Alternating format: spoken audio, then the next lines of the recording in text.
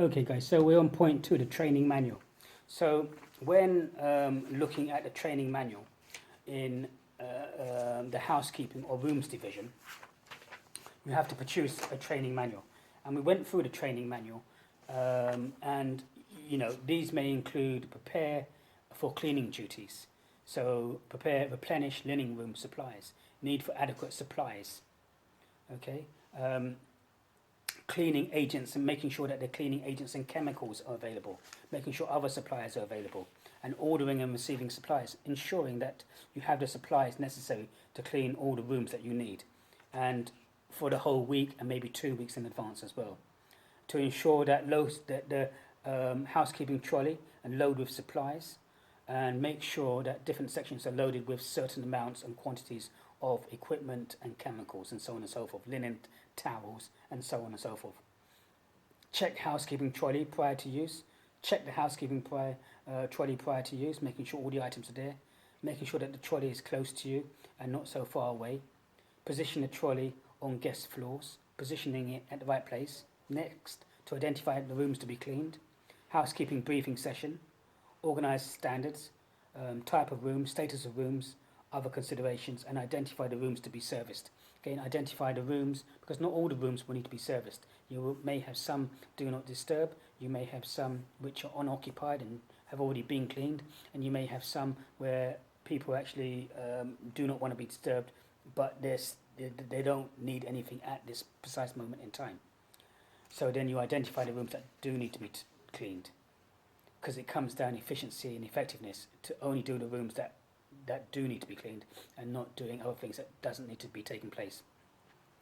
Assess and enter the guest room appropriately, keys and cards, making sure that you knock on the door beforehand and you go in just to ensure, assessing the rooms and standard procedure to access the room. So you go through this policy. The next stage will be to make the beds.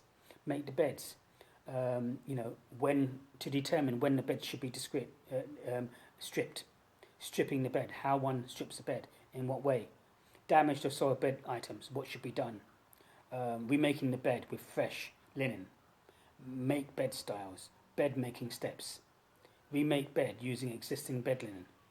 Okay, making bed using existing bed linen. So there are different stages and trainings depending upon if you're using new bed linen or you're using existing bed linen. The next stage in the training manual, in terms of the rooms division and looking after rooms, would be to clean the bathroom. So to clean the bathroom would be to clean the bath and shower area, servicing the bathroom, cleaning the bath, cleaning the shower, clean the toilets, steps to clean the toilets, what steps and how toilets should be cleaned, clean vanity area, cleaning vanity washing area, clean floors, steps to cleaning the floors, and again there will be sub-steps, step 1 to 5 in terms of front, back, left to right, and what should be done. And then final check of bathroom, replacing the linens. And then the last element in terms of cleaning the rooms, in terms of a training manual, would be to follow in-house requirements and policies in relation to room cleaning in the correct order, cleaning a checkout room, preparing a room for cleaning an occupied room, clean fixtures and fittings, dusting and polishing, cleaning bins, vacuuming, clean kitchenette area where applicable, clean the fridge, clean the stove, clean the oven, clean the dishwashers, washing machines and dryers, cleaning other items. What are guest supplies? Room supply basis, checking operational readiness, report and remedy room status and damaged items, checking the defects, what to do, report damaged items, identifying damaged items, reporting the damage, identifying pests. So again, what you've done here is you've looked at the operational aspects of the rooms division in terms of carrying a training manual, in terms of preparation before you go into the room, when you go into the room and make the bed, moving on to the bathroom, and then after that finishing off the rest of the room in that procedure, following certain steps and procedures throughout cleaning the room, and also setting standards and targets within those. This question also says to, in relation to any other departments, in order to provide high standards of customer service. So what's the importance and the link with other departments?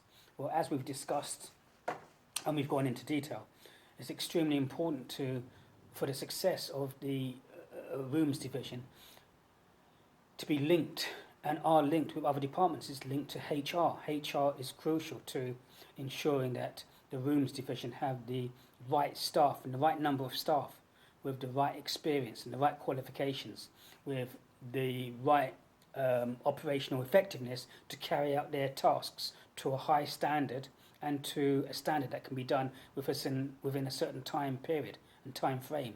Otherwise, again, you're not being effective or efficient. So it needs to be done effectively, efficiently, within a time frame, to high standards. And the people who need to, make sure that those staff are there are going to be the HR department. So the rooms division is going to be dependent upon HR. The room division is also dependent upon the buying department. The buying department to have all their component parts: the tea, the coffee, the shampoo,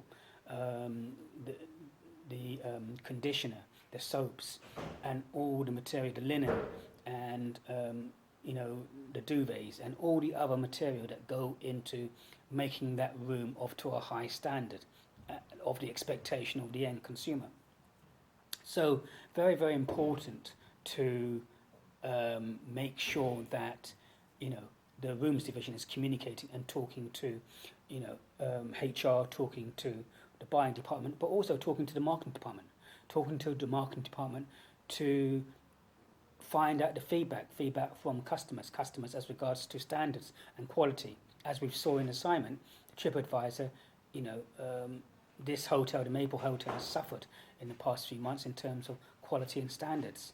So it's important to get that feedback back to where the problem areas are, so that corrective action can take place and that can be put right, so that they improve a good standard of experience for the customer, wanting that customer to come back in terms of the LTV, the lifetime value of that customer.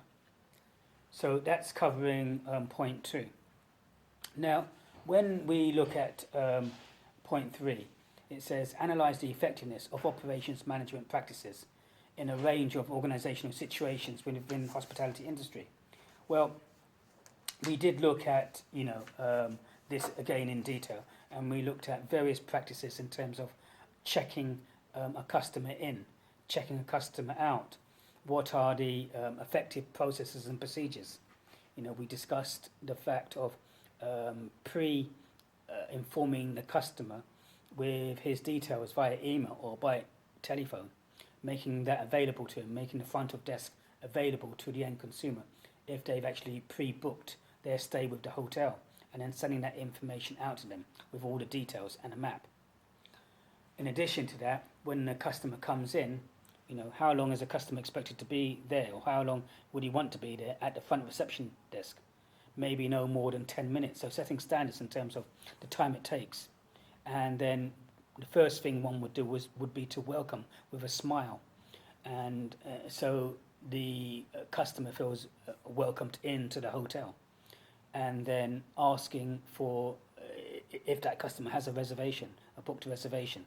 And then checking the details on the computer system, and then confirming those details, and then asking the customer for identification and proof, and then providing the customer with their keys. But not just about that, also explaining to the customer where their room is, on what floor, also explaining to the customer what time is breakfast, what time are evening meals, and where the breakfast and evening meals will be.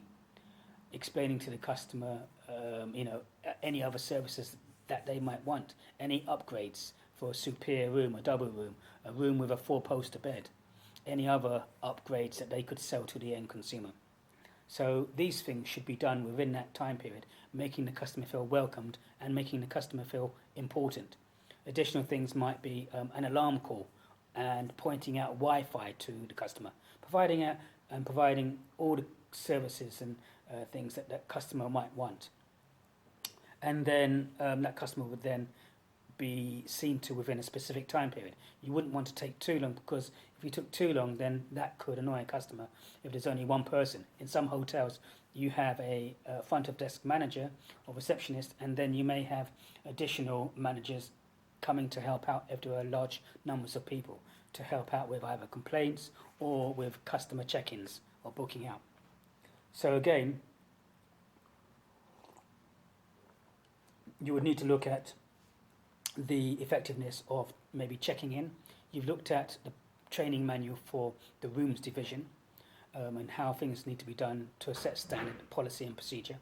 And you could go through the same procedure in terms of checking out, what needs to be done to obviously greet the customer again with a warm, welcoming smile. Asking if the person is leaving, asking how their stay was to get their feedback. And then checking their details on the system, to see if they've already paid, if they haven't paid, to take the credit card details or the payment details, or if they have paid but they've got any additional costs on board, and then to take those additional costs that they may have had on breakfasts or evening meals or in the minibar in your room. So again, checking to see that all the payments are done, producing an invoice and giving that invoice to the customer, and again,